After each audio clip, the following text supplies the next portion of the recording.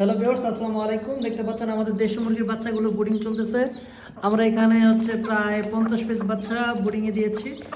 তো এখানে সাথে যেহেতু এখন শীত বেশি, যেহেতু মাঘ মাস চলতেছে, শীতটা মোটামুটি ভালো কাঁপানো। তো সেজন্য আমরা লাইটের পাশাপাশি দুইটা মা মুরগি দিয়ে দিয়েছি তাদের সাথে, যাতে মোটামুটি তারা খাবার দিতে পারে। তাদেরকে খাবারের জন্য পানির পাত্র এবং যে স্টার্টার খাবারটা আছে ওটা আমরা একটু এর মধ্যে দিয়ে দিচ্ছি। আপনি চাইলে সুন্দরভাবে মেঝেতে দিয়ে দিতে পারেন।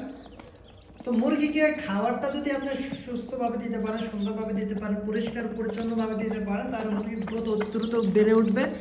আর মুরগিকে যদি আপনি মেডিসিন খাওয়ান, মেডিসিন খাওয়ালে দেখা গেছে মুরগির রোগ প্রতিরোধ ক্ষমতা কমে যায়, মুরগি অসুস্থ হয়ে পড়ে অতি দ্রুত। মেডিসিনের প্রতি খেলনা ঝুঁকিয়ে দিয়ে আপনাকে খাবারের প্রতি যত্নবান হতে হবে। আর মুরগিকে অবশ্যই ভ্যাকসিন করে রাখতে হবে, যে বিভিন্ন ঝুঁকি এড়াতে ভ্যাকসিন করে মুরগিকে কখনো ভাইরাসে অ্যাটাক করতে পারে না। তো অবশ্যই আমরা আরো 2 দিন পর রানীক্ষেতের ভ্যাকসিনটা কমপ্লিট করবো। ইনশাল্লাহ আপনাদেরকে দেখাবো। ভিডিওটি এ পর্যন্তই। ভিডিওটি ভালো লাগলে লাইক কমেন্ট শেয়ার দিয়ে সাথে থাকুন। Thanks for watching.